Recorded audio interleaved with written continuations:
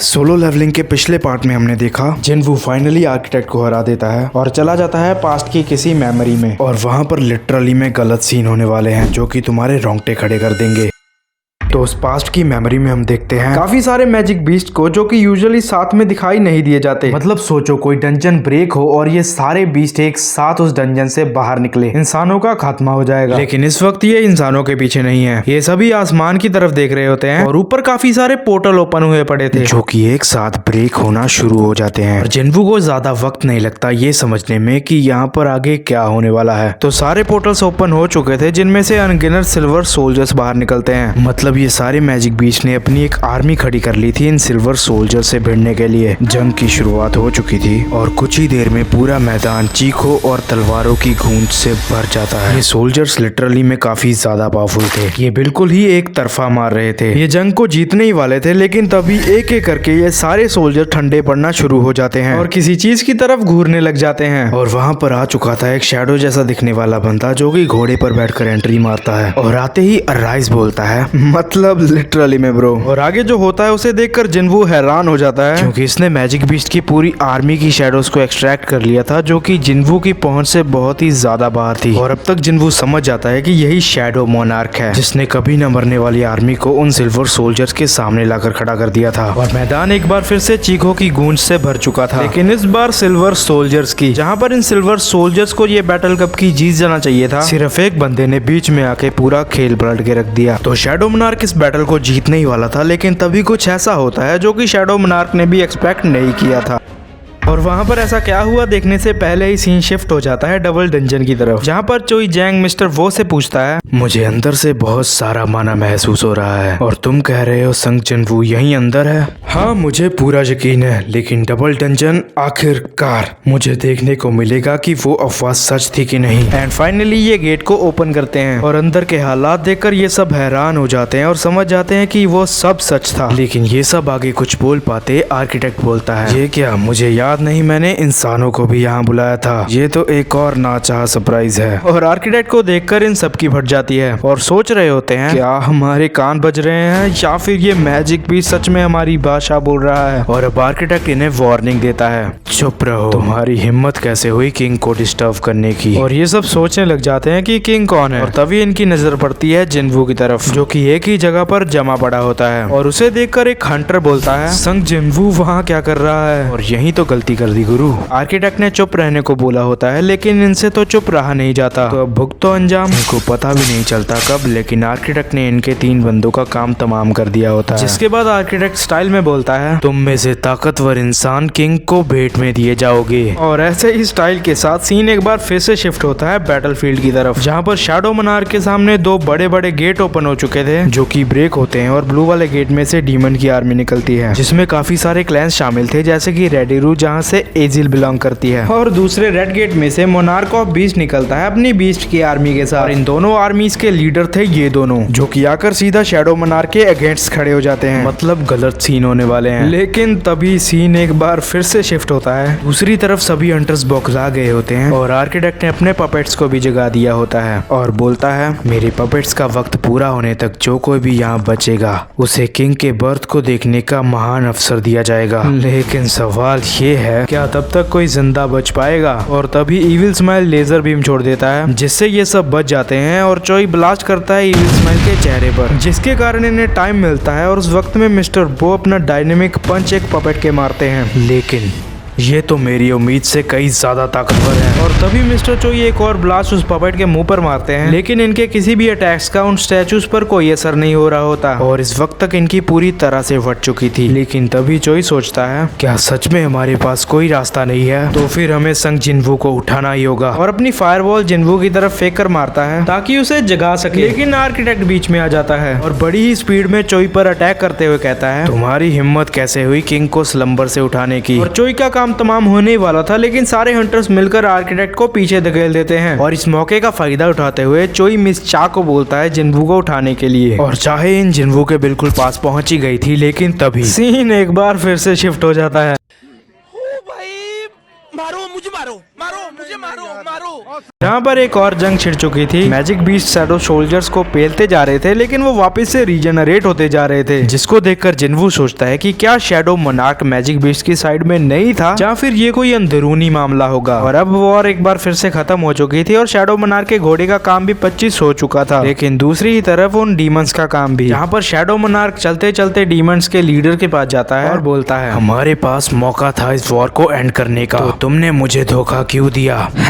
मैं तुम्हारे बिना भी काम चला सकता था। और हंसते हुए कुछ बोलता है जो कि हमें दिखाया नहीं जाता, शायद अगले चैप्टर्स में दिखाया जाएगा। लेकिन जो भी इसने बोला वो सुनकर शैडो मोनार्क को इतना ज्यादा गुस्सा आता है कि वो उसकी एक आंख फोड़ देता है। जरूर कोई गाली दी होगी इसने। और ये बंदा बारन द डीमन किंग होता है, जिसे देखकर जिन्वू सोचता है कि ये यहाँ पर क्या कर रहा है। इस वक्त तक जिन्वू शैडो मोनार्क की बॉडी में चला जाता है और जिन्वू को एक और हार्ट मिलता है, ब्लैक हार्ट। और जैसे ही जिन्वू पीछे घूमकर देखता है, वहाँ पर काफी सारे और सोल्जर्स पहुंच चुके थे, लेकिन पिछले वालों से काफी ज्यादा पावरफुल। और तभी जिन्वू को नोटिफिकेशन आता है, playback of the retrieve data has ended. मतलब स्टोरी यहीं तक थी और जिन्वू अब जागने वाला है। और दूसरी तरफ हम देखते हैं मिस चा के जिन्वू तक पहुंचने से पहले ही आर्किटेक्ट वहां पहुंच जाता है और फिर से कुछ बकवास करता है। मिस चा को बोल रहा होता है थोड़ा और जोर लगाओ, जहाँ पर मिस चा अपनी स्वॉर्ड डांस टेक्निक का यूज करती है, जिसका कोई बेनिफिट नहीं बल्कि नुकसान ही होता है। आर्किटेक्ट उसके कंधे को चीर देता है और हंसते हुए कहता है, क्या तुम्हें बस यही आता है? पर कोई फर्क नहीं पड़ता, क्योंकि तुम इंसान डिसअपॉइंट करने से पीछे नहीं हटते। जो सिस्टम मैंने बनाया है वो हर एक आउटकम को प्रिडिक्ट कर सकता है। इन दाव पेचों से तुम मेरी क्रिएशन को कभी खत्म नहीं कर सकते, लेकिन लगता है तुम बस यही कर सकते हो। और तभी आर्किटेक्ट के चेहरे पर कुछ लगता है जो कि चोई ने मारा होता है। हमें संग जिन्वू को उठाना ही होगा, यही आखिरी तरीका है। अब क्योंकि आर्किटेक्ट डिस्ट्रैक्ट हो चुका था, तो चाहिए एक बार फिर से जिन्वू के पास जाने की कोशिश करती है। अब जैसा कि तुम देख सकते हो, आर्किटेक्ट इस वक्त बहुत पीछे है, लेकिन दूसरे ही पल ये मिस चा के इतना ज्यादा करीब आ जाता है और इस बार पक्का ये पेली जाएगी। लेकिन पता नहीं कैसे जिन्वू की शैडो उसे बचा लेती है, जिसे देखकर आर्किटेक्ट बोलता है, इस रूम के रूल्स ऐसी किसी चीज को अंदर आने की इजाजत नहीं देते, लेकिन ये तो पक्का है कि ये एक शैडो है। आखिर तुम सब ने इस जगह को कैसे ढूंढा? तुम्हारा संग जिन्वू के साथ क्या रिश्ता है? हम उसके दोस्त हैं, दोस्त जो कि उसे बचाने के लिए आए हैं। ठीक है, तो मैं तुम्हें एक मौका देता हूँ। आज के दिन one of the greatest monarch इस दुनिया में आएंगे और मैं तुम्हें उस महान अफसर को देखने का मौका दूंगा, लेकिन तुम्हारे बाकी छोटे इंसान दोस्तों को अभी मरना होगा। और तभी आर्किटेक्ट को आवाज आती है, मेरे होते हुए नहीं। और जब तक आर्किटेक्ट देख पाता कि ये आवाज कहाँ से आई है, एक पंच जो कि आर्किटेक्ट के जबड़े को तोड़ देता है। और ऑब्वियसली जिन्वू जाग चुका था। तुमने मेरी बॉडी के साथ क्या किया? अब सबकी सांसों में सांस आती है। जिन्वू आर्किटेक्ट के ऊपर चढ़ जाता है। तुम तो किंग नहीं हो, लेकिन क्यों?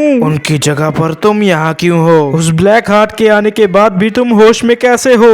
ब्लैक हार्ट तो माना के बढ़ने का राज ये ब्लैक हार्ट है। तभी जिन्वू को एक पैनल शो करता है, you have defeated the demon king Baran, the monarch of white flames. तो डीमन किंग बैरन भी एक मोनार्क था, monarch of white flames. Jinwoo का माना जो कि अब तक सिर्फ 9000 समथिंग था, वो बढ़कर 1 लाख प्लस हो चुका था। Oh my God. और जिन्वू आर्किटेक्ट के रिएक्शन को देखकर दो चीजें सोचता है। पहला ये कि ये ब्लैक हार्ट शायद इस बंदे के ग्रैंड प्लान का हिस्सा नहीं था, और दूसरा ये कि शायद ये मेरी पावर्स को बढ़ाना नहीं चाहता था। कुछ भी हो, जिन्वू आर्किटेक्ट से सवाल पूछता है, तुमने कहा था तुम मुझे प्लेयर चुनने के सख्त खिलाफ थे, लेकिन आखिर ये प्लेयर है क्या? तुम मेरे साथ आखिर करना क्या चाहते थे? लेकिन आर्किटेक्ट जिन्वू की किसी भी बात को नहीं सुनता और जोर से चिल्लाकर बोलता है, क्या ये मोनार्क ऑफ शैडोज, तुम हमारे साथ ऐसा कैसे कर सकते हो? तुम्हें क्या लगता है बाकी मोनार्क्स तुम्हें इसके लिए जाने देंगे? लेकिन अब जिन्वू को गुस्सा आ चुका था और जिन्वू आर्किटेक्ट के चारों ओर डैगर्स खड़े कर देता है। तुम बस मेरे सवालों का जवाब दो। लेकिन आर्किटेक्ट तो जैसे पागल हो चुका था। मुझे लगता है कि अब मुझे समझ आ चुका है कि तुम क्यों चुने गए हो। आर्किटेक्ट के ये बोलते ही जो स्टैचूज पहले कुछ भी नहीं कर रहे थे वो भी मूवमेंट करना शुरू कर देते हैं, जिसके बाद आर्किटेक्ट बोलता है, अगर मैं अभी मरा तो मेरे पपेट्स को कोई भी नहीं रोक पाएगा। क्या तुम्हें अभी भी लगता है तुम मुझे मार सकते हो? लेकिन जिन्वू बोलता है, कैसा होगा अगर मैं तुम्हें मार दूं और तुम्हारे पपेट्स को भी मारने में कामयाब हो जाऊं? लेकिन फिर भी मैं आर्किटेक्ट हूँ सिस्टम का, अगर तुमने मुझे मारा तो क्या मैं फिर से एक ही रैंक बन जाऊंगा? ऑफ कोर्स मैंने इस बारे में काफी सोचा,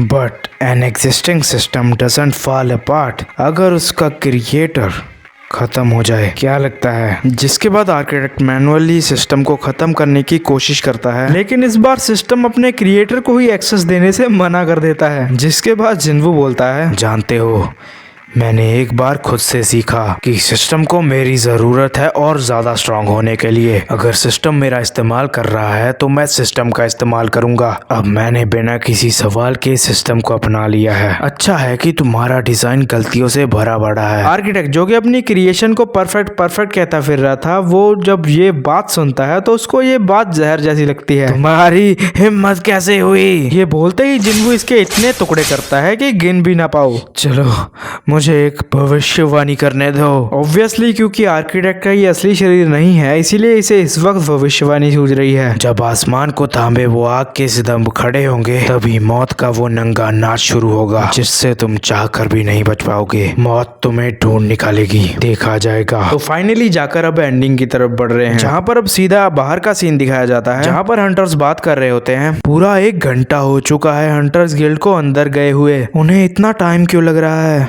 वो आ गए हैं। सारे हंटर्स एक दूसरे को सहारा देते हुए बाहर निकल रहे होते हैं, जिन्हें देखकर ये सब सोच रहे होते हैं, आखिर इस सी रैंक गेट में ऐसा क्या था जो सभी हंटर्स की हालत इतनी ज्यादा खराब है। मिस्टर संग, 20 ऊंचे दर्जे के हंटर्स आज इस लड़ाई में मारे गए, और आप कहना चाह रहे हैं आपने ऐसे डंजन को अपने दम पर क्लियर किया? मैं बच पाया तो सिर्फ सर्वेलेंस टीम और हंटर गिल्ड्स की वजह से। जब भी कोई एस रैंक कोई हरकत करता है तो सबसे पहले सर्वेलेंस टीम को ही बताया जाता है, लेकिन हंटर्स गिल्ड को शामिल करने का फैसला सिर्फ मेरा था, और फिर भी नतीजा बहुत दर्दनाक था। जिसके बाद मिस चा जिन्वू से पूछती है कि क्या आप ठीक हो? जिन्वू ठीक है बोलने ही वाला होता है, लेकिन तभी बेहोश हो जाता है। मतलब इस डंजन ने जिन्वू की लिमिट्स को इस हद तक पुश कर दिया था। चलो कोई बात नहीं, लेकिन इस वीडियो को यहीं पे एंड करते हैं। आप लोग चाहो तो चैनल पर जाकर इस प्लेलिस्ट को चेक कर सकते हो, जहाँ पर हमने सीजन 2 के बाद से सारे इंपॉर्टेंट चैप्टर्स को कवर किया हुआ है। मैं आपको वहीं पे मिलूंगा। बाय।